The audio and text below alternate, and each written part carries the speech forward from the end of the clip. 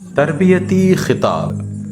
محترم رفقا، جماعت اسلامی اپنے ارکان اور اپنی جماعتی زندگی کے تزکیے کے لیے ہمیشہ چند خاص طریقے اختیار کرتی رہی ہے۔ اس غرض کے لیے ایک طرف خاص تربیت گاہیں قائم کی جاتی رہی ہیں تو دوسری طرف مقامی ہفتہ وار اجتماعات سے لے کر اضلاع، حلقوں اور پورے ملک کے اجتماعات تک ہر موقع پر ارکان کا اور خاص طور پر ذمہ داران جماعت کا محاسبہ کیا جاتا رہا، تاکہ جو کوئی بھی کمزوری جہاں کہیں بھی پائی جاتی ہو اس کا بروقت نوٹس لیا جائے، اس کی اصلاح کی کوشش کی جائے، اور اگر جماعت میں کوئی ایسا فرد موجود ہو جو اصلاح کو قبول نہ کرتا ہو یا اس کے اندر ایسی کمزوریاں ظاہر ہوئی ہوں جو جماعت کے نظم کے لیے قابل برداشت نہیں ہیں، تو اس کو بروقت جماعت سے خارج کر دیا جائے، یعنی تزکیہ اور تطہیر دونوں ہوں۔ یہ ارکان جماعت کو صحیح راستے پر قائم رکھنے، جماعت کو درست رکھنے کے لیے ضروری اور اہم چیز ہے۔ اس کے علاوہ جماعت کا کام بجائے خود ایک اہم ذریعہ تربیت ہے۔ اس سے ارکان جماعت کی تربیت پورے معاشرے میں ہوتی ہے۔ جماعت کی دعوت کو پھیلانا، خلق خدا کی اصلاح کے لیے کوشش کرنا، خدمت خلق، دعوت اللہ کا کام، یہ ساری چیزیں وہ ہیں جو ہمارے کارکنوں کو اللہ کی راہ میں کام کرنے کے لیے تیار کرتی ہیں۔ انہی میں ان کی خوبیاں بھی ظاہر ہوتی ہیں کہ ہم ان سے فائدہ اٹھائیں، اور ان کی کمزوریاں بھی ظاہر ہوتی ہیں کہ ہم ان کی اصلاح کریں۔ ہم دنیا میں کسی انسان اور کسی گروہ کے دشمن اور مخالف نہیں ہیں، ہم صرف ان برائیوں کے دشمن ہیں جو اس معاشرے میں ایک مدت دراز سے پرورش پاتی رہی ہیں۔ ہماری جو کچھ بھی عداوت ہے وہ شر سے ہے، افکار کی گمراہیوں اور اخلاقی خرابیوں سے ہے۔ ہم ان برائیوں کے دشمن ہیں، نہ کہ ان لوگوں کے جو ان میں مبتلا ہیں۔ ان سے تو ہمیں ہمدردی ہے، اور ان کی ہمدردی ہی ہمیں اس پر مجبور کرتی ہے کہ انہیں ان برائیوں اور ان کے برے نتائج سے بچانے کی کوشش کریں۔ اس کام میں اگر ہم اصلاح کی خاطر کبھی سخت طریقہ بھی اختیار کرتے ہیں تو وہ دشمن کا سا نہیں ہوتا، بلکہ ایک ڈاکٹر کا سا ہوتا ہے جو مجبوراً کسی موقع پر مریض کے ساتھ بھی سختی بھی کرتا ہے۔ وہ سختی اخلاص کے بنا پر ہوتی ہے، اور وہ کبھی جائز تعمیری تنقید کے حدود سے تجاوز نہیں کرتی۔ اگر ہم نے کسی برائی کو نمایاں پیش کر کے کیا تو اس لیے نہیں کہ کسی کو ذلیل کریں یا بدنام کریں، بلکہ اس لیے کہ برائیوں کی طرف توجہ ہو اور اصلاح کی ضرورت کا احساس پیدا ہو جائے۔ اس کار خیر کے لیے ہم اس دعوے کے ساتھ نہیں اٹھے ہیں کہ ہم فرشتے ہیں، اس دعوے کے ساتھ نہیں اٹھے ہیں کہ ہم اس قوم کے صالح ترین لوگ ہیں۔ ہم تو اس ارادے سے اٹھے ہیں کہ اپنی اصلاح بھی کریں اور اس معاشرے کو بھی راہ راست پر لانے کی کوشش کریں جس میں ہمیں اللہ تعالیٰ نے پیدا کیا ہے، جن کے بگاڑ سے ہمارا بگاڑ اور جن کے سنوار سے ہمارا سنوار وابستہ ہے، جو اگر کبھی خدا نخواستہ اپنی برائیوں کی وجہ سے عذاب کا مستحق ہو گیا تو ہم بھی اس عذاب سے بچ نہ سکیں گے۔ اس لیے ہم اپنے آپ کو بھی اور اپنے بھائی بندوؤں کو بھی خدا کے غضب اور اس کے عذاب اور برائیوں کے برے نتائج سے بچانے کی کوشش کرتے ہیں۔ اس کوشش میں ہم اپنی تربیت بھی کرتے ہیں اور خلق خدا کو بچانے کی فکر بھی کرتے ہیں۔ برادران عزیز، ہم سب کو پہلے یہ بات اچھی طرح سمجھ لینی چاہیے کہ جو کام ہم کرنے اٹھے ہیں وہ کیا ہیں، اور وہ حالات کیا ہیں جن میں ہمیں یہ کام کرنے ہیں، اور ہمیں ان کاموں کو انجام دینے کے لیے اصلاح کی کیا کوشش اپنے اندر اور کیا کچھ اپنے باہر کرنی چاہیے۔ جیسا کہ آپ کو معلوم ہے، اول روز سے جماعت کے پیش نظر یہ امر ہے کہ پورے نظام زندگی کو تبدیل کیا جائے جو خدا سے بے نیازی پر چل رہا ہے، اور اس کو از سر نو خدا کی بندگی اور اللہ کے رسولوں کی لائی ہوئی تعلیمات کے مطابق درست کیا جائے۔ جماعت کسی محدود جزوی مقصد کے لیے کام نہیں کر رہی۔ اگر کوئی شخص اس زمانے میں جبکہ شیطان کی بندگی ہو رہی ہے اللہ تعالیٰ کی بندگی کی طرف بلاتا ہے اور صرف کلمہ ہی لوگوں کو پڑھواتا ہے تو وہ بہرحال ایک بہت زبردست نیکی کا کام کر رہا ہے، وہ کسی صورت برائی کا کام نہیں کر رہا۔ شیطان کی طرف بلانے والے کے مقابلے میں اللہ کی طرف بلانے والا بہرحال ہمیں عزیز ہے، کیونکہ وہ ہمارا ہی کام کر رہا ہے، ہم اس کے مخالف نہیں ہیں اور اس کی کوششوں کا خیر مقدم کرتے ہیں، چاہے وہ ہماری کوششوں کو غلط بھی کہتا ہو اور ان کا مخالف بھی ہو، پھر بھی ہم اس کے مخالف نہیں ہیں۔ وہ بہرحال لوگوں کو شیطان کے راستے پر نہیں بلا رہا ہے۔ اسی طرح اگر کوئی علم دین کی تعلیم کی کوشش کر رہا ہے تو وہ بھی ہمارا ہی کام کر رہا ہے، ہم اس کے کام کی مذمت نہیں کرتے بلکہ اس کے خیر خواہ ہیں اور اس کے کام کی تعریف کرتے ہیں اور خدا سے دعا کرتے ہیں کہ اس کام میں برکت دے۔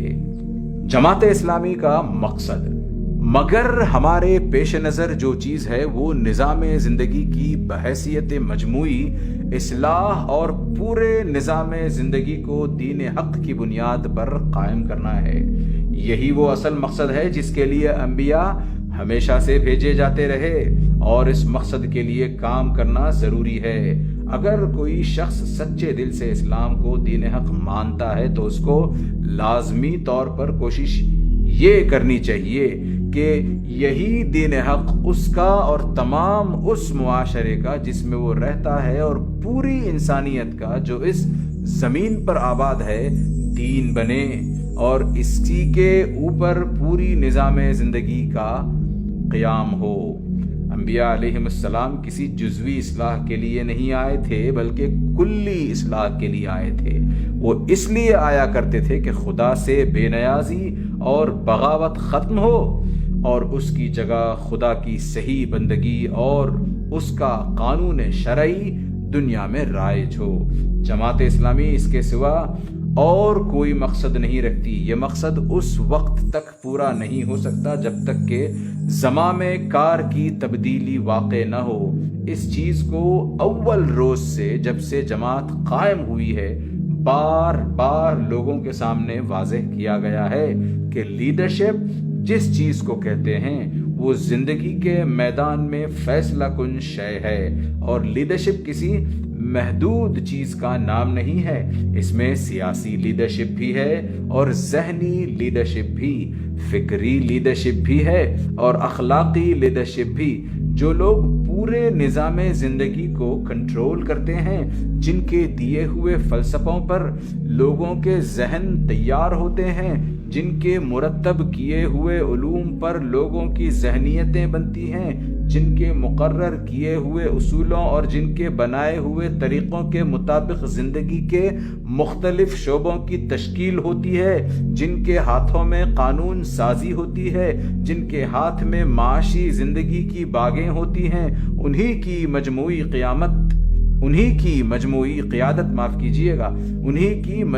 قیادت اجتماعی زندگی میں اصل فیصلہ کن طاقت ہوتی ہے۔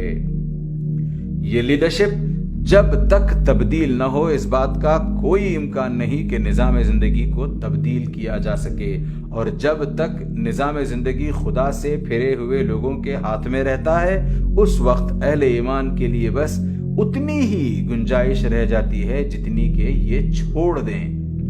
جس حد تک وہ مسلمان کی زندگی کا بسر کرنے کا موقع دیں اسی حد تک مسلمان زندگی بسر کر سکتے ہیں، اور جتنا زیادہ وہ دائرے کو سکیڑتے جائیں اسلامی زندگی کا دائرہ بھی لازماً اتنا ہی سکڑتا جائے گا۔ اگر ہم نہ بھی چاہیں تب بھی خدا کے دین کے خلاف ہم کو چلنا پڑے گا، کیونکہ نظام زندگی کے چلانے والے جدھر لوگوں کو سیلاب کی طرح بہائے لے جا رہے ہوں، کسی آدمی کے لیے ممکن نہیں ہے کہ قدم جما کر اس سیلاب میں ठहर भी सके, कुजा कि वो उसके खिलाफ चल सके। लिहाजा जब तक पूरे निज़ाम को तब्दील करने की तैयारी न की जाए और हर शोबे में तब्दीली लाने की जद्दोजहद न की जाए, किसी जुज़वी इस्लाह की कोशिश से वो हालात नहीं बदल सकते जो पूरे मुआशरे में छाए हुए हैं। लोगों को खामखा ये गलत फहमी है कि महज एक सियासी इख्तिदार ही की तब्दीली हमारे पेश नज़र है। हालांकि हमारे पेश नज़र ये है कि हर शोबे ज़िंदगी में दीन को गालिब किया जाए। इस मकसद को सामने रख कर जब हम देखते हैं कि हम किन हालात में काम कर रहे हैं, तो हमको ये महसूस होता है कि जो काम हमारे पेश नज़र है वो जुए शीर लाने से ज़्यादा सख्त है। पहाड़ों को काटना और उनसे नहरें निकालना ज़्यादा आसान है बनिस्बत इसके कि इस काम को किया जाए। ये कोई हल्का और आसान काम नहीं है। इस काम की वुसअत और मुश्किलात। एक तरफ आप देखते हैं कि पूरा निज़ाम तालीम जिन बुनियादों पर कायम किया गया है वो लाखों इंसानों को रोज़ बरोज़ अपने ढंग पर ढालता है, और फिर वही लोग जो इस निज़ाम से तैयार होते हैं पूरे निज़ाम ज़िंदगी पर हावी होते चले जाते हैं। माशी ज़िंदगी की गाड़ी वही चलाते हैं, कानून साज वो बनते हैं, वही अदालत की कुर्सियों पर बैठते हैं, वही इंतज़ामी शोबों को संभालते हैं, वही तिजारत का कारोबार करते हैं, वही सनत व हिरफत चलाते हैं। उन्हीं के हाथ में कौम की मुआशरती ज़िंदगी होती है। अब ये ज़ाहिर है कि जिन लोगों के नज़रियात को इस निज़ाम तालीम ने तब्दील कर दिया है और जिनके जहन इसी निज़ाम ने तैयार किए हैं, उनके हमागीर इख्तिदार और तसल्लुत की मौजूदगी में ज़िंदगी का पूरा नक्शा ला महाला उसी तर्ज पर बनेगा जो इस निज़ाम तालीम के नज़रियात और फ़लसफ़ों पर मबनी हो।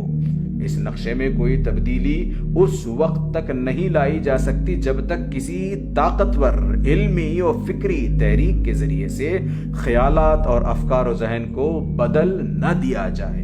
दूसरी तरफ आप देखिए कि इस निज़ाम ज़िंदगी ने जो मगरबी तहजीब की बुनियादों पर कायम हुआ है, कितने बड़े पैमाने पर लोगों के अखलाकी नुक्ता नज़र और उनके अक़दार को बदला है, और किस तेज़ रफ्तार के साथ वो उनको मज़ीद बदलता चला जा रहा है।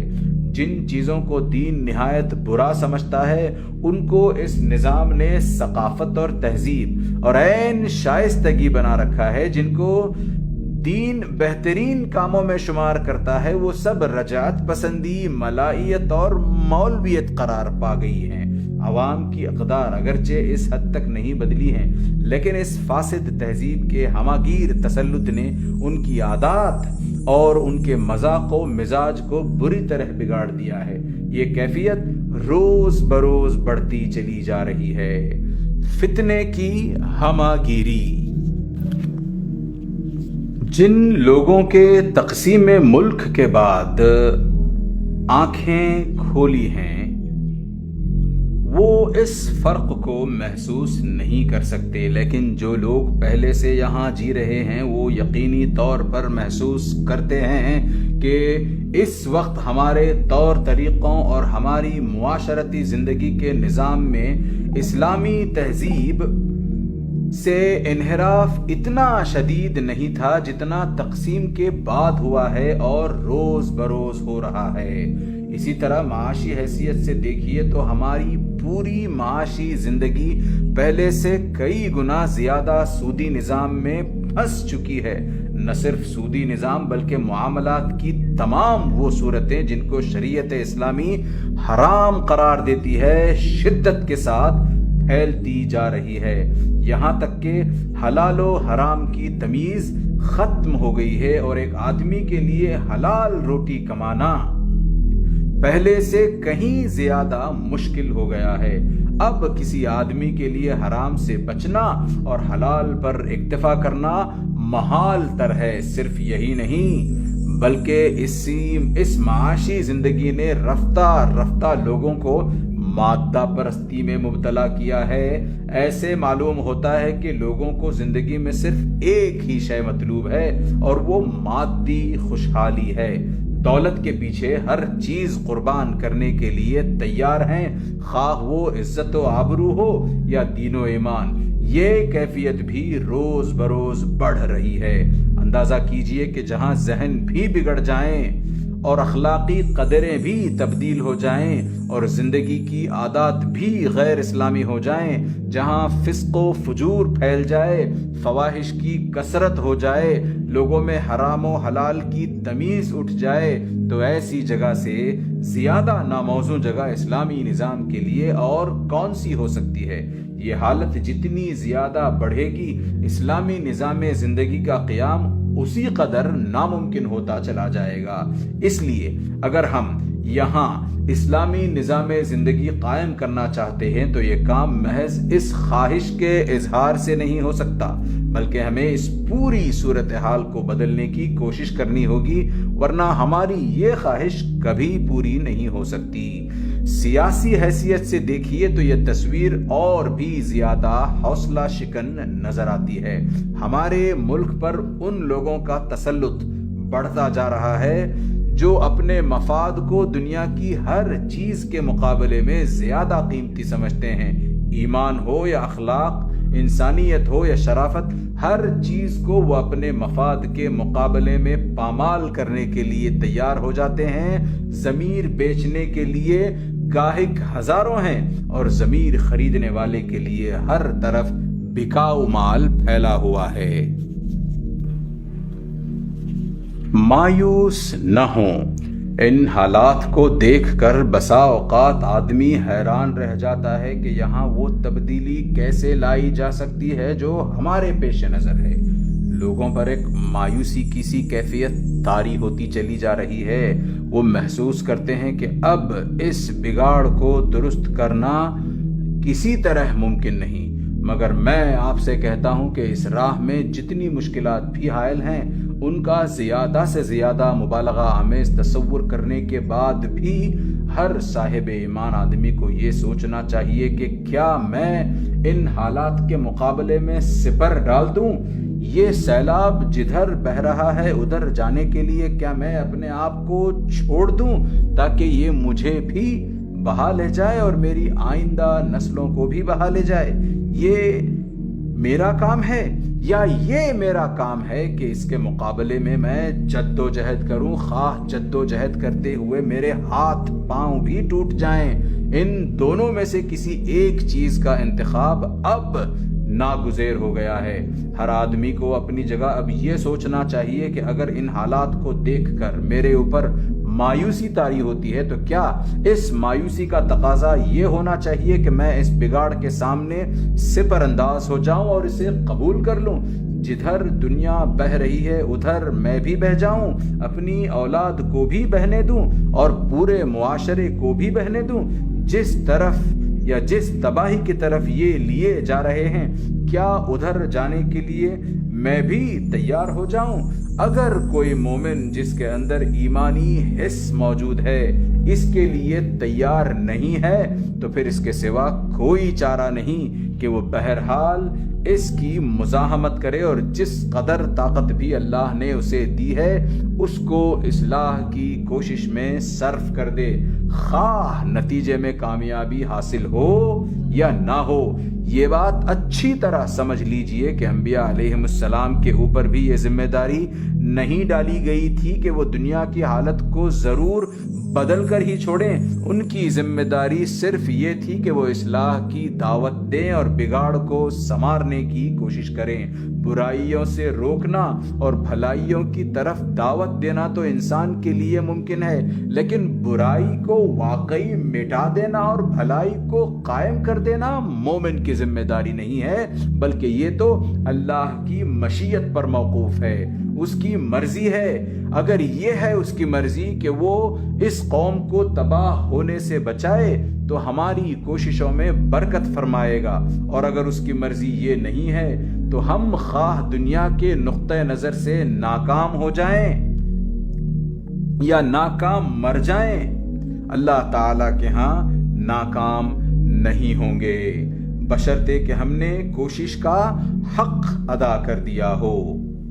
آج ان حالات کو دیکھ کر لوگوں کے ذہن پر مایوسی کی کیفیت طاری ہو رہی ہے، اور میں اکثر لوگوں سے بات کرتے ہوئے محسوس کرتا ہوں کہ وہ سخت افسردگی میں مبتلا ہیں۔ مجھے خطرہ ہوتا ہے کہ کہیں یہ میرے اور میرے ساتھیوں کے اوپر بھی طاری نہ ہو جائے۔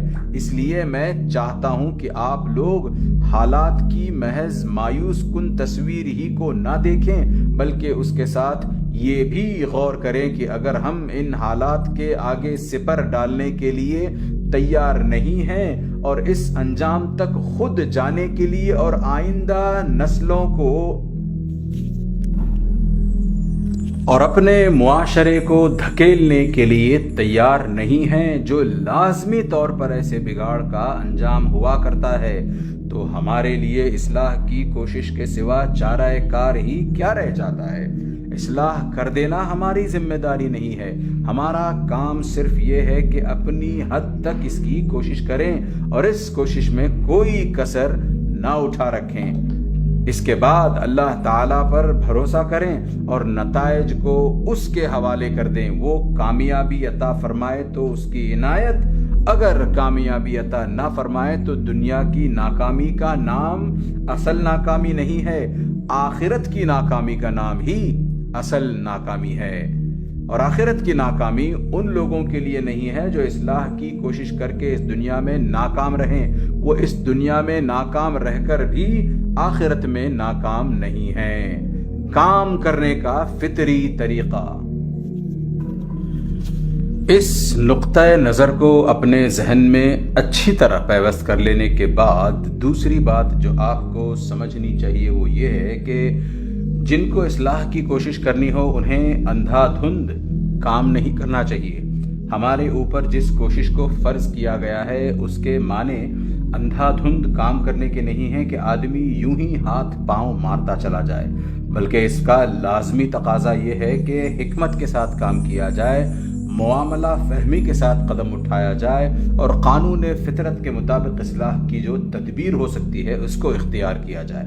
ظاہر بات ہے کہ اگر آپ آگ جلانا چاہیں تو آپ کو سوکھی لکڑیاں جمع کرنی ہوں گی، دیا سلائی فراہم کرنی ہوگی، پھر یہ خیال رکھنا ہوگا کہ جن لکڑیوں کو دیا سلائی آپ لگا رہے ہیں ان کو ہوا ملے تاکہ وہ بھڑک سکیں۔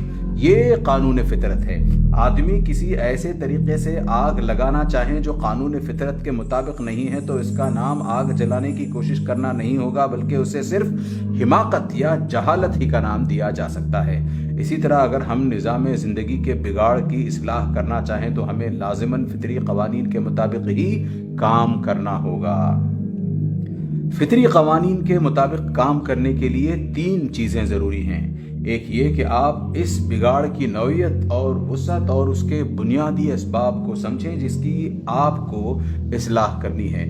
دوسرے یہ کہ آپ وہ طریقے اختیار کریں جو اس طرح کے اور ایسے وسیع بگاڑ کے لیے کارگر بھی ہوں اور آپ کے امکان میں بھی ہوں۔ تیسرے یہ کہ خود آپ اپنے آپ کو اس حد تک تیار کریں کہ اس کار عظیم کو انجام دینے کے قابل ہو سکیں۔ کارکنوں میں کیا اوصاف مطلوب ہیں؟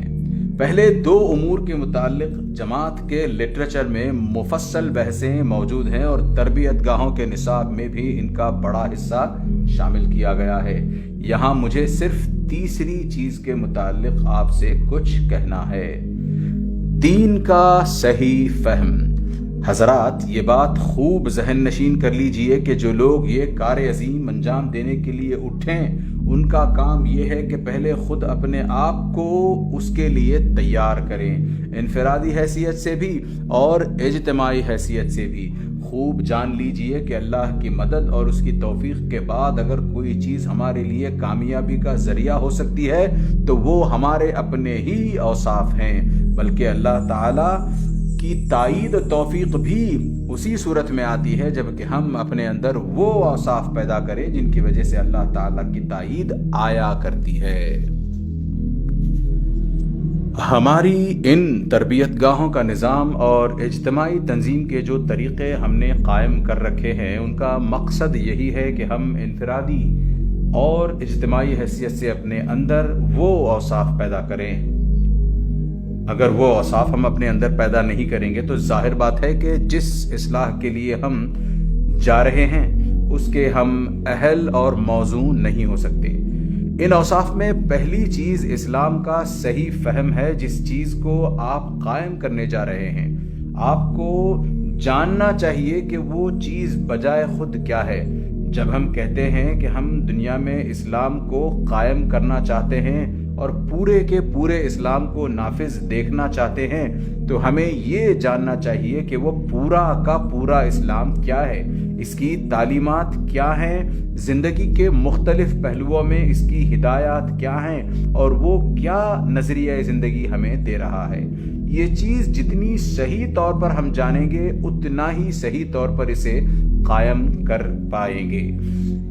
اسی لیے ہماری اولین توجہ جس بات پر ہونی چاہیے وہ دین کا زیادہ سے زیادہ صحیح فہم ہے۔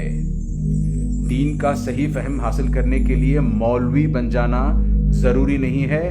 تمام دینی علوم البتہ مطلوب ہیں، لیکن دین کو قائم کرنے کی جد و جہد کرنے کے لیے بہت زیادہ صحیح تعلیم کی ضرورت ہے۔ جتنی علوم دین علماء کو دی جاتی ہیں اور جس کی ضرورت اپنی جگہ مسلم ہے، کم از کم اتنا علم ہمیں چاہیے۔ عام آدمیوں کے لیے یقیناً دین کا اتنا علم ہی دین علم کو آدمی جب تک اچھی طرح سمجھ نہ لے اس وقت تک وہ اس کام کا حق ادا نہیں کر سکتا، اور جس چیز کو سمجھنے کے لیے کچھ بہت زیادہ وقت صرف کرنے کی اور درس و تدریس کی بہت زیادہ حاجت نہیں رہتی۔ ہماری تربیت گاہ میں سب سے زیادہ جس بات پر زور دیا جاتا ہے وہ یہی ہے کہ اس میں شریک ہونے والا ہر شخص دین کا صحیح فہم حاصل کر لے۔ اس زمانے میں خاص طور پر جس بات کو جاننے کی ضرورت ہے وہ یہ ہے کہ موجودہ دور کی ضلالتیں اور گمراہیاں اور فتنے کیا ہیں اور کن دروازوں سے آ کر یہ آفتیں لوگوں کے عقائد و افکار اور اخلاق و کردار پر مسلط ہوتی ہیں۔ ایک طرف ان چیزوں سے آدمی ٹھیک آگاہ ہو جائے اور دوسری طرف اس کو ٹھیک یہ بھی معلوم ہو جائے کہ دین کی وہ تعلیمات و ہدایات کیا ہیں جن کو ان برائیوں کے مقابلے میں لا کر قائم کرنا چاہتے ہیں۔ اس کے بعد آدمی اگر کوئی قدم اٹھائے تو تبھی اس کے قدم وہ اٹھانے کے قابل ہو سکتا ہے۔ پختگی ایمان، دین کا صحیح فہم حاصل کرنے کے بعد دوسری ضروری چیز یہ ہے کہ ہم اپنے دل میں ایمان کو زیادہ سے زیادہ پختہ کرنے کی کوشش کریں۔ یہ زمانہ ایسا ہے جس میں ہر وقت انسان کے ایمان کو متزلزل کرنے والی طاقتیں کام کر رہی ہیں۔ بعض اوقات بڑے پختہ ایمان کے آدمی کو بھی ایسے حالات سے سابقہ پیش آ جاتا ہے جن میں ایک دفعہ تو اس کا ایمان ہل جاتا ہے۔ اس لیے ہمیں اس بات کی طرف متوجہ رہنا چاہیے کہ ہمارے ایمان میں تزلزل نہ آنے پائے۔ آج مسلمان رہنے کے لیے بڑے مضبوط اور پختہ ایمان کی ضرورت ہے، اور اس سے زیادہ پختہ ایمان اس کام کے لیے درکار ہے جسے انجام دینے کے لیے آپ اٹھے ہیں۔ بس ایک دفعہ ربنا اللہ کہہ دینے سے کام نہیں چلتا، بلکہ اس کے بعد ثم استقاموا بھی ضروری ہے، تب کہیں تتنزل علیہم الملائکہ کی نوبت آ سکتی ہے۔ اپنا مقصد زندگی، تیسری ضروری چیز یہ ہے کہ ہم اعلاء کلمت اللہ کو محض جماعت کا مقصد نہیں بلکہ خود اپنا مقصد زندگی قرار دے لیں۔ اپنے مقصد زندگی کی اہمیت کو اچھی طرح نگاہ میں رکھیں۔ یہ مقصد محض جماعت کا مقصد نہیں، آپ کا اپنا ذاتی مقصد زندگی ہو۔ بسا اوقات آدمی اسے جماعت کا مقصد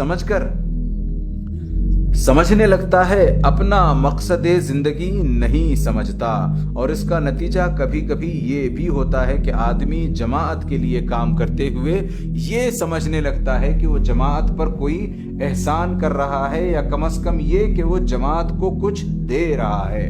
حالانکہ اگر یہ اس کا اپنا مقصد زندگی ہو تو اس کے ذہن میں کبھی یہ خیال بھی نہیں آ سکتا کہ میں جماعت پر کوئی احسان کر رہا ہوں یا اس کو کچھ دے رہا ہوں۔ وہ تو یہ محسوس کرے گا کہ یہ میرا کام ہے، جماعت نہ ہوتی تب بھی مجھے یہ کام کرنا تھا، اور جماعت نہ رہے تب بھی مجھے یہ کام کرنا ہوگا، کیونکہ یہ میرا مقصد زندگی ہے۔ یہ چیز نہایت اہم ہے، اس کو اچھی طرح سمجھ لیجئے۔ جس وقت تک آدمی اس مقصد کو اپنا مقصد زندگی قرار نہیں دیتا، وہ صحیح طور پر اس راستے میں کام نہیں کر سکتا۔ اپنا مقصد زندگی قرار دینے کے بعد اگر فرض کیجئے وہ جماعت کو چھوڑ بھی جائے تو وہ اس مقصد کو کبھی نہیں چھوڑ سکتا۔ اس مقصد کے لیے اس کی تڑپ باقی رہتی ہے۔ یہ بالکل ایسا ہی ہے جیسے کسی شخص کا اپنا بچہ بیمار ہو جائے تو اس کا اپنا مقصد ہوگا کہ وہ اس کا علاج کرائے اور اس کی زندگی کو بچانے کی کوشش کرے۔ کسی اور کے بچے کے لیے جانے والا تو یہ کہہ سکتا ہے کہ صاحب مجھ پر کوئی فرض ہے کہ میں جا کر کوشش کروں۔ وہ جا کر اپنے گھر بھی بیٹھ سکتا ہے، لیکن جس کا اپنا بچہ بیمار ہو وہ کبھی چین سے نہیں بیٹھ سکتا۔ وہ اس مقصد کو کبھی نہیں چھوڑ سکتا کہ اپنے بچے کی جان بچائے۔ اسی طرح جو شخص اسے اپنا مقصد زندگی قرار دے گا وہ اس پر مضبوطی کے ساتھ چلے گا، جماعت ہو یا نہ ہو۔ یک رنگی۔ اس کے بعد چوتھی ضروری چیز یہ ہے کہ ہم اپنے اندر سے دو رنگی اور تناقض کو نکال دیں۔ اگرچہ میں اس بات کو جانتا ہوں کہ اس زمانے میں انسان کے لیے یک رنگ ہونا سخت مشکل ہے، آدمی کوشش کرے بھی تو بھی پوری طرح یک رنگ نہیں ہو سکتا، لیکن ایک وہ دو رنگی ہے جو ایک معاشرے میں گھرے ہوئے ہونے کی وجہ سے آپ کی زندگی میں بالکل ناگزیر طور پر آ جاتی ہے، اور ایک وہ دو رنگی ہے جو آپ خود اختیار کریں، جس پر آپ راضی ہوں یا جسے آپ پسند کریں۔ یہ دو چیزیں بالکل الگ ہیں۔ اس کی مثال بالکل ایسی ہی ہے جیسے ایک آدمی یکایک جب اس کو ہوش آئے تو وہ محسوس کرے کہ وہ ایک گندے پانی کے تالاب میں گر پڑا ہے۔ جب تک اس حالت میں وہ مجبور ہے اسی گندے پاؤں میں وہ ہاتھ پاؤں مارے گا، کیونکہ جب تک وہ اس میں ہاتھ پاؤں نہ مارے گا اس سے نہ نکل سکے گا۔ وہ اپنی جگہ سمجھتا ہے کہ یہ گندگی ہے، اسے پاک پانی مطلوب ہے، وہ گندے پانی میں پڑے رہنے کو برداشت کرنے کے لیے تیار نہیں ہے، نہ پسند کرتا ہے کہ اس پانی کا ایک قطرہ بھی اس کے حلق میں چلا جائے۔ وہ برابر ہاتھ پاؤں مارتا رہتا ہے یہاں تک کہ کوشش کر کے نکل آتا ہے۔ یہ وہ صورتحال ہے کہ اس کے اندر طہارت کے ساتھ گندگی مل رہی ہے۔ طہارت آپ کے قلب میں ہے، گندگی باہر ہے۔ یہ ایک ناگزیر مجبوری ہے، ایک ایسی حالت ہے جس سے فوراً نکل آنا آپ کی طاقت سے باہر ہے۔ اس سے نکلنے کے لیے آپ کو لامحالہ اسی گندے پانی میں ہاتھ پاؤں مارنے پڑیں گے۔ ہو سکتا ہے اس کوشش میں آپ ڈوب بھی جائیں، لیکن آپ کا قلب پاک رہے گا، وہ نہیں ڈوبے گا۔ اس کے برعکس ایک آدمی وہ ہے جو اسی پانی کو پسند کرتا ہے، اسی میں رہنا چاہتا ہے، اسی گندگی کے اندر خود اپنے آپ کو آلودہ کرنا پسند کرتا ہے، یا کم از کم اس پر قانع رہتا ہے، اور اس سے نکلنے کی نہ کوئی خواہش رکھتا ہے نہ کوشش ظاہر کرتا ہے۔ ظاہر ہے کہ ان دونوں آدمیوں کی پوزیشن یکساں نہیں۔ ہم جو کچھ چاہتے ہیں وہ یہ ہے کہ ہمارے رفقا ان میں سے پہلی حالت میں رہیں اور دوسری حالت میں مبتلا ہونے سے بچیں۔ ان میں دانستہ دو رنگی نہ آنے پائے۔ مجبوری کی بات الگ ہے، آپ کو کوشش کرنی چاہیے کہ آپ اپنے کو یک رنگ بنائیں۔ جس چیز کو آپ باطل کہتے ہیں اس کو خود اپنی زندگی سے بھی خارج کریں، اور جس چیز کو آپ حق کہتے ہیں اس کو اپنی زندگی میں بھی نافذ کریں۔ آپ کی زندگی میں تناقض اور تضاد نہیں پایا جانا چاہیے۔ جتنا تناقض ایک شخص کی زندگی میں قائم ہوگا اس کے قول اور عمل بے اثر ہوں گے۔ اگر دوسروں کی اصلاح کے لیے آپ کوشش کرنے جائیں اور آپ کی اپنی زندگی میں کھلا تضاد اور قول و عمل کا فرق پایا جاتا ہو تو ظاہر بات ہے کہ آپ کا قول بے اثر ہو جائے گا۔ لوگ آپ کے منہ پر کہیں گے کہ آپ کہتے کچھ اور ہیں اور کرتے کچھ۔ اس وجہ سے جہاں تک بھی ہو سکے اپنے آپ کو تناقض اور تضاد سے بچانے کی کوشش کریں۔ جو کچھ آپ کہتے ہیں وہی کچھ آپ کریں، جن نظریات کو آپ پیش کرتے ہیں ان کی جھلک اور ان کا عکس آپ کی زندگی میں نظر آنا چاہیے، اور فی الواقع جس جگہ اس سے مختلف کوئی چیز پائی جاتی ہو وہ بالکل مجبوری کے درجے میں ہونی چاہیے، صرف اس مقام پر ہونی چاہیے جہاں آدمی اس سے بچنے کے بس میں نہ ہو۔ علم و عمل کی استعداد، اس کے ساتھ یہ بھی ضروری ہے کہ آپ اپنے آپ کو ان قابلیتوں سے آراستہ کرنے کی کوشش کریں جو اس کام کو دنیا میں انجام دینے کے لیے درکار ہیں۔ جتنا زیادہ علمی حیثیت سے آپ اپنے آپ کو تیار کریں گے اتنا ہی زیادہ لوگوں کی اصلاح کے لیے آپ کام کر سکیں گے، اور اتنے ہی زیادہ آپ اس قابل ہو سکیں گے کہ اگر نظام زندگی تبدیل ہو جائے تو اس کو چلا سکیں۔ اگر آج نظام زندگی یکائک تبدیل بھی ہو جائے تو ہم اس پوزیشن میں نہیں ہیں کہ اس کو چلا سکیں۔ ہمیں اپنے آپ کو اس کے لیے تیار کرنا ہوگا، علمی حیثیت سے بھی اور اخلاقی حیثیت سے بھی۔ غرض ہر حیثیت سے ہمیں مستعد ہونا چاہیے کہ ہم جس کام کو قائم کرنا چاہتے ہیں اسے قائم کرنے کے ہم قابل ہوں۔ حکمت، اس کام کے کرنے کے لیے خاص طور پر جس قابلیت کی سب سے زیادہ ضرورت ہے وہ حکمت اور دانائی ہے۔ دنیا میں خدا کا دین بے وقوفوں کے ہاتھ سے نہ پہلے قائم ہوا ہے نہ اب قائم ہوگا۔ یہ نادانوں کے کرنے کا کام نہیں، یہ سمجھدار اور معاملہ فہم لوگوں کے کرنے کا کام ہے۔ وہ جس معاشرے میں کام کرتے ہیں اس کی کمزوریوں سے خوب واقف ہوتے ہیں، جس شخص سے بات کرتے ہیں پہلے اس کو سمجھنے کی کوشش کرتے ہیں۔ اگر کسی آدمی کو آپ نہ سمجھتے ہوں اور غلط طریقے سے تبلیغ کر کے یہ چاہیں کہ اسے کسی سیدھے راستے کی طرف لائیں تو الٹا اسے گمراہی کی طرف دھکیل دیں گے۔ یہ کام عقل مندی سے کرنے کا ہے۔ حکمت اگر لوگوں میں نہ ہو تو وہ بنتے کام کو بگاڑ دیتے ہیں، اور اگر حکمت ہو تو بگڑے کام کو سنبھال لیتے ہیں۔ یہ وہ چیز ہے جس کو ہمیں قرآن سے سمجھنا چاہیے، نبی کریم صلی اللہ علیہ وسلم کی سیرت سے سمجھنا چاہیے۔ صحابہ کرام نے جس طرح دنیا میں یہ کام کیا ہے اس کا مطالعہ کر کے اپنے آپ کو تیار کرنا چاہیے۔ پھر اس کے ساتھ دنیا کے معاملات کو چلانے کے لیے جو عقل اور دانائی درکار ہے اس کو بھی اپنے اندر نشو و نما دینے کی کوشش کرنی چاہیے۔ جماعتی زندگی میں ہر شخص کو دیکھتے رہنا چاہیے کہ ہم میں سے کوئی آدمی حکمت کے خلاف کام نہ کرنے پائے۔ غلط اور غیر حکیمانہ طریقے سے اگر کوئی کام کر رہا ہو تو بر وقت اس کو سنبھالیں، بر وقت اس کو متنبہ کریں کہ یہ طریقہ حکمت کے خلاف ہے۔ اس طرح پوری جماعت کے اندر حکمت اور دانائی کی صلاحیتیں نشو و نما پاتی ہیں۔ ایک آدمی خواہ وہ کتنا ہی دانا اور حکیم ہو، وہ بہرحال اس پر قادر نہیں کہ ہر وقت حکمت کے بلند معیار پر قائم رہ سکے۔ لیکن اگر ایک جماعت اپنے اندر حکمت رکھتی ہے اور اس کی اہمیت کو جانتی ہے اور اس کی تربیت پائی ہوئی ہو تو جہاں کہیں انفرادی کوششوں سے حکمت میں کوئی نقص پایا جائے گا، جماعت بحیثیت مجموعی اس نقص کی تلافی کر دے گی۔ صبر، اس کام کے لیے جہاں حکمت درکار ہے وہاں دوسری چیز جو اتنی ہی اہمیت رکھتی ہے وہ ہے صبر۔ اس سے پہلے بھی میں بارہا جماعت کے لوگوں کو بتاتا رہا ہوں اور ہمیشہ تاکید کرتا رہا ہوں اور کرتا رہوں گا کہ حکمت اور صبر یہ دو صلاحیتیں اپنے اندر خاص طور پر پیدا کریں۔ جس آدمی کے اندر صبر نہ ہو، جو بے صبری اور جلد بازی سے کام کرنا چاہتا ہو، وہ کبھی کسی بڑے مقصد کے لیے کام کرنے میں کامیاب نہیں ہو سکتا۔ خصوصاً یہ کام جس کے لیے ہم اٹھے ہیں اور جن حالات میں اٹھے ہیں ان حالات میں تو صبر کے سوا کام چل ہی نہیں سکتا۔ صبر ہمیں اس لحاظ سے بھی درکار ہے کہ یہ کام ایک طویل مدت تک پتا مار کر مسلسل محنت اور کوشش کیے بغیر نہیں ہو سکتا۔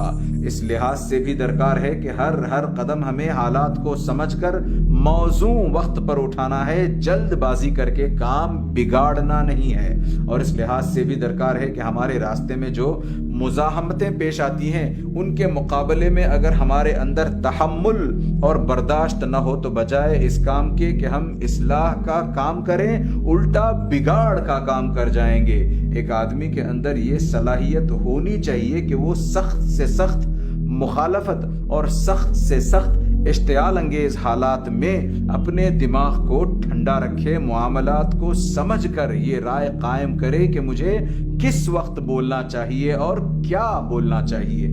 جو بات کرنے کی نہیں وہ ہرگز اپنی زبان سے نہ نکالے، خواہ کتنی ہی اشتعال انگیزی سے کوئی پیش آئے۔ جو بات جس وقت جتنی کہنی ہو اس وقت اتنی ہی بات کہی جائے اور اس کے آگے اپنی زبان پر قفل چڑھا لیا جائے، خواہ کتنی ہی مخالفت سے سابقہ پیش آئے۔ شیطان کی ہمیشہ یہ کوشش ہوتی ہے کہ دین کا کام کرنے والوں کو غصہ دلائے۔ وہ مختلف طریقوں سے بھڑکاتا ہے، مگر دین کا کام کرنے والوں کا طریقہ یہ ہونا چاہیے کہ وہ ضبط کریں، برداشت کریں، تحمل سے کام لیں۔ جو کام جس وقت کرنے کا ہو اسی وقت وہ کام کریں، اس کے خلاف کوئی ایسا کام نہ کر بیٹھیں جو نقصان دہ ثابت ہو۔ جو وقت زبان کھولنے کا ہو اسی وقت زبان کھولیں، قطع نظر اس سے کہ دوسرا کیا کہتا ہے۔ برسوں آپ گالیاں کھاتے رہیں اور ان کا جواب نہ دیں، اس کے بغیر آپ کوئی کام نہیں کر سکتے۔ گالی کے جواب پر آپ اگر گالی پر اتر آئے تو اپنے کو خراب کر لیں گے۔ الزام کے جواب میں الزام تراشیوں پر آئے تو آپ اسی مقام پر کھڑے ہوں گے جس مقام پر آپ کے مخالف ہیں۔ قربانی، اسی کے ساتھ ایک دوسری صفت یہ ہمیں درکار ہے کہ ہم اپنے اندر قربانی کا جذبہ پیدا کریں۔ قربانی ہر شے کی، قابلیتوں کی، مال کی، محنت کی قربانی، غرض اپنی ہر شے کی قربانی۔ اگر ہم اعلاء کلمت اللہ کے مقصد کو مقصد زندگی قرار دے لیں تو کسی قربانی میں بھی ہم دریغ نہ کریں گے۔ جب تک کوئی شخص اس کو مقصد زندگی قرار نہیں دیتا اس کے لیے یہ قربانی بڑی مشکل ہے، لیکن جب اسے آپ مقصد زندگی قرار دے لیں گے تو قربانی سے بھی دریغ نہیں کریں گے۔ آدمی کے لیے سب سے زیادہ جو قربانی سخت ثابت ہوتی ہے وہ مال کی قربانی نہیں، وقت کی قربانی نہیں، محنت کی قربانی نہیں، بلکہ وہ قابلیتوں کی قربانی ہے۔ ایک آدمی جب یہ محسوس کرتا ہے کہ میں ایسی قابلیت رکھتا ہوں کہ دنیا میں ہزاروں کما سکوں، یا ایسی قابلیت رکھتا ہوں کہ معاشرے میں چمک جاؤں، تو پھر اس کے لیے یہ برداشت کرنا مشکل ہو جاتا ہے کہ ان تمام مواقع کو جو دنیا میں اس کی کامیابی کے موجود ہیں چھوڑ کر اس کام میں اپنی ساری صلاحیتیں صرف کر دے۔ ایک آدمی پیسہ دے سکتا ہے، وقت دے سکتا ہے، لیکن اپنی ساری قابلیتوں کو لا کر ایک ایسے کام میں کھپانے کے لیے تیار نہیں ہوتا جو بظاہر اس دنیا میں بنجر نظر آتا ہے، جس میں اپنی قابلیتوں کے کھپانے کے بعد چٹنی روٹی بھی مشکل سے میسر آتی ہے۔ یہ وہ مقام ہے جہاں آ کر آدمی کا حقیقت میں امتحان ہوتا ہے کہ کس حد تک اس کو اس مقصد سے لگاؤ ہے۔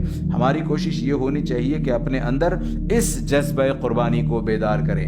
اگر ہم اس جذبہ قربانی کو بیدار کرنے میں کامیاب ہو جائیں تو حقیقت میں اس مقصد عظیم کی بہت بڑی خدمت ہوگی۔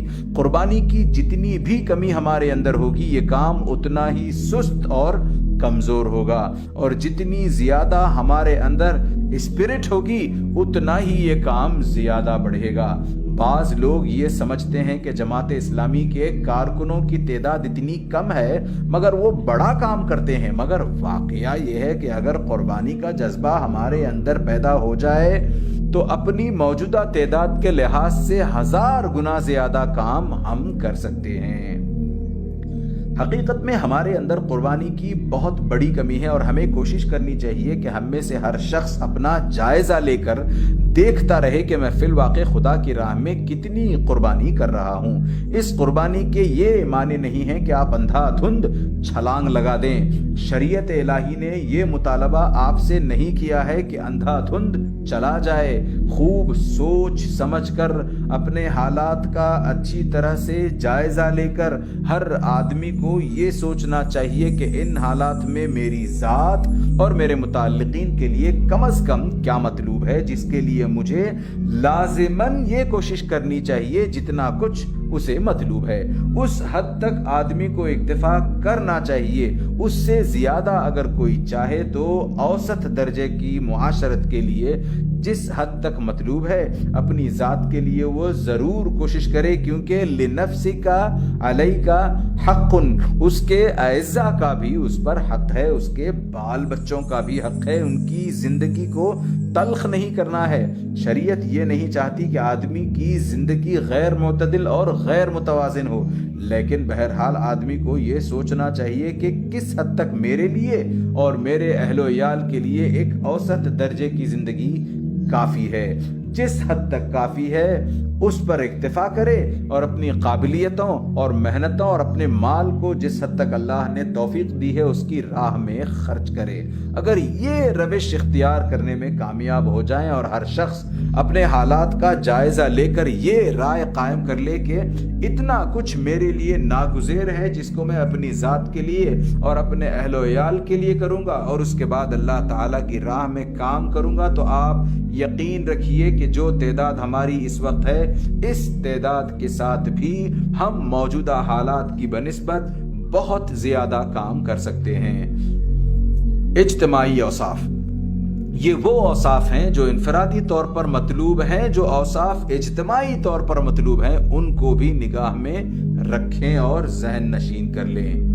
باہمی محبت، کوئی جماعت دنیا میں کبھی کامیاب نہیں ہو سکتی جب تک کہ اس میں شریک ہونے والے ایک دوسرے کے ساتھ محبت نہ رکھیں۔ محض میل جول کافی نہیں، حقیقت میں ان کو ایک دوسرے کے ساتھ محبت ہونی چاہیے، اور محبت اس کو نہیں کہتے کہ آپ جس شخص کے ساتھ تعلق رکھتے ہیں اس کے متعلق دل میں کوئی بری رائے رکھتے ہوں یا کوئی برا خیال کرتے ہوں اور پھر ظاہری برتاؤ میں محبت کا اظہار کریں۔ اگر آپ دل میں کوئی برا خیال رکھتے ہوں تو اس برے خیال کے ساتھ محبت کبھی جمع نہیں ہو سکتی، نہ بری رائے کے ساتھ محبت جمع ہو سکتی ہے۔ یہ محبت تو وہ چیز ہے جو ایک کو دوسرے کے ساتھ چسپاں کرتی ہے، اور محبت کی کمی لوگوں کو ایک دوسرے سے پھاڑتی ہے۔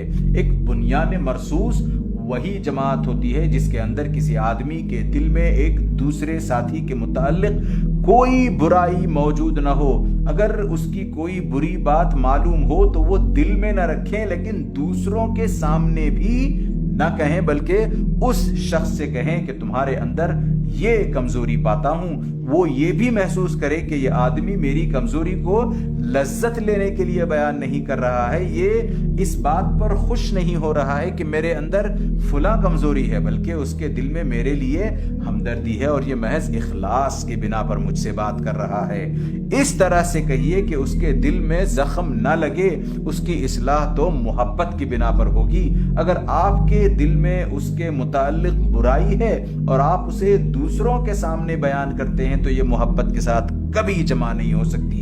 اور کوئی ایسی جماعت جس کے لوگ ایک دوسرے کے متعلق بری رائے رکھتے ہوں اور ایک دوسرے کی برائی دوسروں کے سامنے کرتے ہوں، وہ جماعت کبھی جماعت کی حیثیت سے قائم بھی ہوگی تو وہ دنیا میں کبھی کوئی بھلائی قائم نہ کر سکے گی۔ باہمی محبت، اخلاص، خیرخواہی جماعتی زندگی کے لیے اولین ضرورت ہے۔ جب کبھی آپ اپنے اندر اس کمی کو محسوس کریں تو اپنے آپ سے اسے دور کرنے کی فکر کریں۔ اس چیز کی کمی کی تلافی کبھی کوئی دوسری چیز نہیں کر سکتی۔ آپ کے اوپر روپے کی بارش بھی ہو جائے تو بھی اس کی تلافی نہیں ہو سکتی۔ نظم و ضبط، جماعتی زندگی کے لیے دوسری ضروری چیز نظم و ضبط اور سمع و طاعت ہے۔ کوئی جماعت دنیا میں مضبوط نہیں ہو سکتی جب تک اس کے اندر نظم موجود نہ ہو، ڈسپلن نہ ہو، قاعدے اور ضابطے کی پابندی نہ ہو اور اپنے اصحاب امر کا حکم ماننے کی صلاحیت نہ ہو۔ کوئی ایسی فوج جس کو معرکے کے لیے پکارا جائے اور وہ اپنی جگہ سے نہ ہلے کوئی دھاوا نہیں مار سکتی۔ کوئی ایسی فوج جس کے اندر ڈسپلن موجود نہ ہو کوئی کام نہیں کر سکتی۔ بس باہمی محبت اور اخلاص کے ساتھ دوسری ضروری چیز ڈسپلن ہے۔ بد نظمی اور انتشار سے جماعت کو بچانے کی انتہائی کوشش کرنی چاہیے۔ جو لوگ جماعت کے اندر جماعت کے مقصد سے دلچسپی رکھتے ہوں اور جنہیں اس بات کا احساس ہو کہ یہ ایک جماعت ہے جو دنیا میں حق کا علم بلند کرنے کے لیے اٹھی ہے اور جماعت کی ناکامی دین حق کے لیے نقصان دہ ہے، ان کو خود بھی بد نظمی سے بچنا چاہیے۔ کوئی کام اپنے ذمے نہ لینا اس سے بہتر ہے کہ آدمی ذمہ لینے کے بعد اس کو نہ کرے۔ جماعت میں نہ آنا اس سے بہتر ہے کہ جماعت میں آنے کے بعد سم و طاعت نہ کی جائے۔ جو فیصلے جماعتی طور پر کر دیے جائیں اور جن پر عمل درآمد کا جماعتی طور پر حکم دیا جائے، جماعت کے اندر تمام افراد کا فرض ہے کہ ان پر عمل کریں۔ آپ اس طرز عمل کو جماعت کے اندر جس قدر زیادہ پرورش اور ترقی دیں گے اتنے ہی زیادہ کامیاب ہوں گے۔ باہمی مشورے۔ جماعتی زندگی میں تیسری اہم چیز یہ ہے کہ باہمی مشوروں سے کام لیا جائے۔ قرآن میں واضح طور پر اہل ایمان کی جن صفات کی تعریف کی گئی ہے ان میں سے ایک صفت یہ ہے کہ وہ اپنے معاملات مشوروں سے انجام دیتے ہیں۔ استبداد بالرائے، اپنی مرضی کو دوسروں پر مسلط کرنے کی کوشش کرنا، بغیر مشورے کے فیصلے کر ڈالنا جماعتی زندگی کے لیے انتہائی نقصان دہ ثابت ہوتا ہے۔ فطری بات ہے کہ جس معاملے کا فیصلہ کرنے میں آپ کی رائے شامل ہو اس سے آپ لا تعلق نہیں ہو سکتے۔ آپ نہیں کہہ سکتے کہ یہ میری رائے نہیں تھی۔ دوسروں کی مسلط کی ہوئی رائے پر آدمی اس خوش دلی سے عمل نہیں کرتا جس طرح اس فیصلے پر عمل کرتا ہے جس میں اس کی رائے بھی شامل ہو۔ یہ انسانی فطرت ہے۔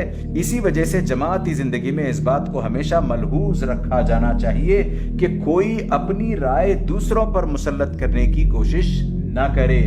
جو فیصلے بھی ہوں باہمی مشوروں سے ہوں، مگر اس کے ساتھ دوسری چیز اتنی ہی ضروری یہ ہے کہ جماعت میں مشورے کے بعد جب کوئی فیصلہ ہو جائے تو وہ لوگ جن کی رائے کے خلاف فیصلہ ہوا ہے وہ اکثریت کے فیصلے کو تسلیم کر لیں، اور اگر وہ جماعت کے بدخواہ نہیں بلکہ اسے کامیاب دیکھنا چاہتے ہیں تو اپنی ایک ذاتی رائے رکھتے ہوئے بھی جماعت کے ساتھ کام کریں، الا یہ کہ وہ سمجھتے ہوں کہ جماعت اب دین سے باہر نکل گئی ہے یا وہ اب کتاب و سنت کے خلاف کام کر رہی ہے۔ لیکن اگر یہ صورت نہیں ہے تو ایسی صورت میں افراد کا کام یہ ہے کہ جماعتی مشوروں میں اپنی رائے کو پوری ایمانداری کے ساتھ ٹھیک بیان کر دیں، دلائل اور پورے زور کے ساتھ بیان کر دیں۔ جماعت بڑا ظلم کرے گی اگر لوگوں کو آزادی رائے کا حق نہ دے گی، لیکن باہمی مشورے کے بعد جب اکثریت سے بالاتفاق ایک فیصلہ ہو اور کسی ایک شخص کو اس سے اتفاق نہ ہو، وہ اپنی رائے کو نہ چھوڑے، لیکن اس کا یہ کام ہے کہ جماعت کے فیصلے کو کامیاب بنانے کے لیے اپنا زور لگا دے۔ جو لوگ ایسا نہیں کرتے وہ حقیقت میں خود پرستی کے مریض ہیں، اپنے آپ کو سب کچھ سمجھتے ہیں، یہ خیال کرتے ہیں کہ باقی سب جاہل ہیں، میں ایک عقل مند ہوں۔ جس جگہ معاملہ ایسا ہو کہ نص صریح موجود ہو وہاں تو خدا کا شکر ہے کہ جماعت اسلامی خواہ وہ کتنی ہی کمزوریاں اپنے اندر رکھتی ہو جان بوجھ کر نص صریح کی خلاف ورزی نہیں کرتی، مگر جہاں معاملہ اجتہاد کا ہو یا دنیاوی تدابیر کا، وہاں آدمی کو اپنی جگہ سمجھنا چاہیے کہ پوری جماعت کے مقابلے میں میں ایک ہی عقل مند نہیں ہوں، سب سے زیادہ میں ہی عالم نہیں ہوں، ساری دانائی صرف میرے حصے ہی میں نہیں آ گئی ہے۔ جماعتی فیصلہ ہو تو اس کا کام ہے کہ اس کا ساتھ دے۔ یہ جماعتی زندگی کے لیے ضروری ہے، جیسا کہ میں نے آپ کو بتایا ہے۔ مشورے میں پوری آزادی رائے ہونی چاہیے۔ جماعت کا یہ فرض ہے کہ جماعت کے اندر ایسا ماحول طاری رکھے اور ہر وقت اس بات کو دیکھتی رہے کہ جب مشورے ہوں تو اس وقت لوگوں کو پوری آزادی رائے حاصل ہو، پوری قوت سے لوگ اپنی رائے بیان کریں۔ جماعت کے لوگوں کے اندر یہ اسپرٹ ہونی چاہیے کہ معقول بات جب دلیل کے ساتھ آئے تو اسے وہ قبول کر لیں، خواہ وہ ان کی رائے کے خلاف ہی کیوں نہ ہو، چاہے ایک ہی آدمی اسے پیش کر رہا ہو۔ لیکن جب بحثیں ہو چکیں، سوچ بچار کے بعد ایک فیصلہ کر لیا جائے، خواہ اکثریت کے ساتھ ہو یا بڑی اکثریت کے ساتھ یا اتفاق کے ساتھ، تو اس کے بعد تمام لوگوں کا یہ کام ہے کہ اس کے ساتھ چلیں۔ آخر میں جو بات مجھے کہنی ہے وہ یہ ہے کہ چند باتیں ایسی بھی ہیں کہ جن سے بڑی شدت کے ساتھ آپ لوگ پرہیز کرنے کی کوشش کریں۔ کبر و فخر۔ پہلی چیز یہ ہے کہ آپ کے اندر کبھی کبر اور فخر نہیں ہونا چاہیے۔ بسا اوقات مجھے یہ ڈر لگتا ہے کہ جماعت کے افراد میں اور جماعت کے اندر بحیثیت مجموعی تکبر اور فخر کی کیفیت پیدا نہ ہو جائے۔ بسا اوقات باتیں کرتے وقت جب مخالفین سے سابقہ پیش آتا ہے تو اس وقت ہمیں مجبوراً ایسی بات بھی کرنی پڑتی ہے جس سے ہمیں بتانا پڑتا ہے کہ ہمیں جتنا بدنام کرنے کی کوشش کی جا رہی ہے اس کے مقابلے میں ہمارے اندر یہ خوبیاں ہیں اور یہ کام ہم نے کیے ہیں۔ اس طرح کی چیز بسا اوقات ناگزیر ہو جاتی ہے، لیکن ایسے مواقع پر اگر کچھ کہہ بھی دیا جائے تو اپنا ہر وقت جائزہ لیتے رہنا چاہیے کہ اس کا محرک کہیں کبر و فخر تو نہیں ہے۔ اپنی جگہ جس وقت ہم نے یہ سمجھ لیا کہ ہم بڑی چیز ہو گئے ہیں تو ہم چھوٹی چیز ہو جائیں گے، اور جب کبھی اب ہمارے اندر فخر کا جذبہ پیدا ہو اور ہم دوسروں پر یہ روب گانٹھنے کی کوشش کرنے لگیں کہ ہم ایسے اور ایسے ہیں، تو حقیقت میں ہمارے اندر اگر کوئی خوبیاں بھی ہیں تو وہ سب برائی کی نظر ہو جائیں گی۔ کبر و فخر سے زیادہ خطرناک کوئی چیز نہیں۔ اسی کبر و فخر کا نتیجہ خود پسندی اور تعلی ہوتا ہے جو ایک فرد کو بھی گراتا ہے اور ایک جماعت کو بھی۔ اگر کوئی جماعت تعلی و خود پسندی میں مبتلا ہو جائے تو وہ گر جاتی ہے۔ اگر کوئی فرد اپنی بڑائی کو لوگوں پر مسلط کرنے کی کوشش کرتا ہے تو وہ ذلیل ہو جاتا ہے۔ اس چیز سے اپنے آپ کو بچانے کی انتہائی کوشش کریں، اور جب کبھی ہمارے اندر ہمارے کوئی رفیق کسی مخالف کے الزامات کے جواب میں کوئی ایسی بات کہہ دیں جس کے اندر سے کبر اور فخر کی بو آتی ہو تو علیحدگی میں انہیں سمجھانے کی کوشش کریں۔ ریاکاری۔ اسی طرح سے ریاکاری اور نمود و نمائش اور خلق خدا کی تحسین کی فکر سے بھی اپنے آپ کو بچائیے۔ ہمیں جو کچھ بھی کرنا ہے وہ اللہ کے لیے کرنا ہے اور پورے اخلاص کے ساتھ صرف اللہ کے لیے کرنا ہے۔ کسی دوسرے کی تحسین کی ہمیں حاجت نہیں۔ ساری دنیا اگر ہماری برائی کرے تب بھی ہمیں بھلائی کے لیے کام کرنا ہے اور وہ کریں گے، خواہ دنیا ہماری تعریف کرے یا برائی۔ ان دونوں چیزوں سے بے نیاز ہو کر ہمیں خالص خدا کے لیے کام کرنا ہے۔ اگر آپ کے کسی کام میں ریا آ جائے، نمود و نمائش کا جذبہ آ جائے، یا یہ فکر آ جائے کہ فلاں کام کریں تو لوگوں میں ہماری عزت بڑھے گی اور ہماری تعریف ہوگی، تو یہ چیز جہاں آئی حقیقت میں آپ کی ساری نیکیاں برباد ہو جائیں گی۔ ریا کو حدیث میں شرک سے تعبیر کیا گیا ہے۔ جو شخص ریاکاری کرتا ہے، خلق خدا کی تحسین و تعریف کے لیے کام کرتا ہے، در حقیقت وہ اپنا معبود خلق خدا کو بنا رہا ہے۔ جو خدا کے لیے کام کرنے والا ہے وہ خدا کے سوا کسی پر نگاہ نہیں رکھتا، کسی دوسرے کا اجر یا کسی دوسرے کی جزا اس کو مطلوب نہیں۔ یہ دو چیزیں ایسی ہیں جن کے متعلق میں چاہتا ہوں کہ ہمارا ہر رفیق اپنی گرہ میں اس کو باندھ لے کہ ہم کو ان برائیوں سے ناگزیر طور پر بچنا چاہیے۔ خالص خدا کے لیے کام کیجئے، ریاکاری سے بچیے، کبر اور فخر کے جذبے کو اپنے اندر پیدا نہ ہونے دیجئے۔ وآخر دعوانا ان الحمد للہ رب العالمین۔